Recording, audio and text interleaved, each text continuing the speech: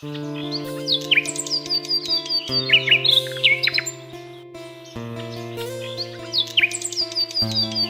बार की बात है, एक गांव था।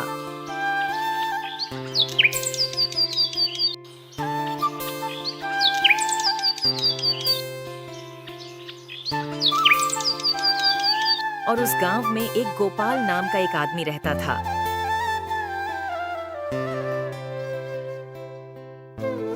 और वह बहुत ही दुखी रहता था। वह रोज कहीं ना कहीं से आता और जाकर घर के मंदिर में बैठ जाता और घंटों अपने दुखड़े भगवान के सामने गाता रहता है। हे भगवान, आपने मुझे इतना दुख क्यों दिया? सब कोई अपने जीवन में खुश है, लेकिन मुझे ही इतना दुख दिया। लोगों को देखता हूं तो ऐसा लगता कि मैं ही एक अभागा हूं, जिसके जीवन में आपने दुख दिया है। आपने मेरे ही साथ ऐसा क्यों किया? मैं ऐसा क्या करूं भगवान, जो आप मेरे दुखों को दूर करेंगे? कृपा करिए प्रभु, कृपा करिए, मुझे जैसे अभागे पर कृपा करिए। हे भगवान, ऐसा लगता है आपको मेरी ही परेशानी दिखाई नहीं दे रही है। जो सुख में है उसको और सुखी बना रहे हैं आप। भगवान, ऐसा मैंने क्या किया है कि आप मेरे दुखों को दूर नहीं कर रहे हैं?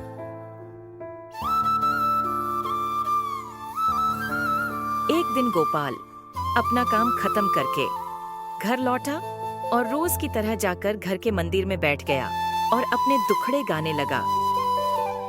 ऐसा लगता है आपको मेरी ही परेशानी दिखाई नहीं दे रही है। जो सुख में है उसको और सुखी बना रहे हैं आप। भगवान, ऐसा मैंने क्या किया है कि आप मेरे दुखों को दूर नहीं कर रहे हैं?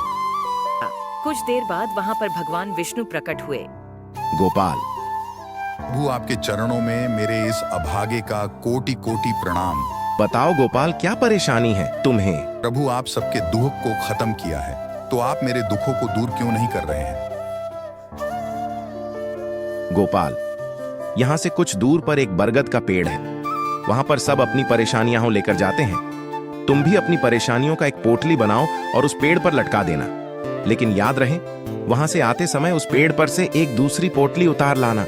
अब जो कहेंगे वही करूंगा। इतना कहकर भगवान विष्णु वहां से अंतर्ध्यान हो गए। भगवान विष्णु के कहे अनुसार गोपाल अपने दुखों की एक पोटली बनाई और खुशी से बरगद के पेड़ के पास चल दिया।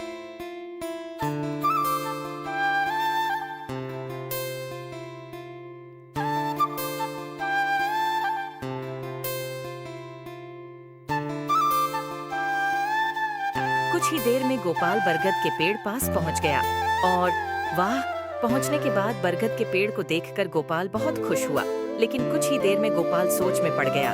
जब उसे नहीं समझ आया तो बोला, पेड़ के पास तो आ गया, अब इनमें से कौन सी पोटली उतारूं? वो बड़ी वाली उतार लेता हूं। नहीं नहीं, पता नहीं उसमें क्या होगा, क्या पता मेरे दुख से ज्यादा उसमें दुख भरा हो और साथ ही और भी कोई परेशानी हो। नहीं, उसको लेना ठीक नहीं है। एक काम करता हूं कि वो मध्यम वर्ग वाला पोटली ले लेता हूं। लेकिन अगर उसमें मेरे पोटली से ज्यादा दुहक निकल गया तो, साथ ही कोई भयानक परेशानी आ गई तो ना उसको लेना उचित नहीं होगा। एक काम करता हूं, सबसे छोटी पोटली ले लेता हूं। छोटी पोटली में छोटा दुख होगा और कोई परेशानी ही नहीं होगी। लेकिन अगर उस छोटी पोटली में कोई भयानक परेशानी या कोई गंभीर बीमारी हुई तो नहीं, मुझे सही नहीं लगता। क्या पता किसमें क्या निकल जाए। इससे अच्छा तो मेरा ही दुख, जिसके बारे में मुझे पता तो है। और क्या पता अगर दूसरी कोई पोटली घर ले गया तो उसमें क्या निकलेगा। नहीं, जो है मेरा वही रहेगा, मुझे नहीं बदलना है। गोपाल अपनी पोटली लेकर घर लौट आता है और घर के मंदिर में जाता है। फिर वहां पर भगवान विष्णु जी आए। गोपाल, क्या हुआ? तुमने पोटली नहीं लाया? नहीं प्रभु, मुझे पता चल गया। इस दुनिया में मुझसे भी ज्यादा लोग हैं जो अपने दुख, तकलीफ, परेशानी, बीमारियों से पीड़ित हैं। अब मुझे समझ आ गया प्रभु। अब मैं अपना जीवन खुशी खदुशी व्यतीत करूंगा। तथास्तु।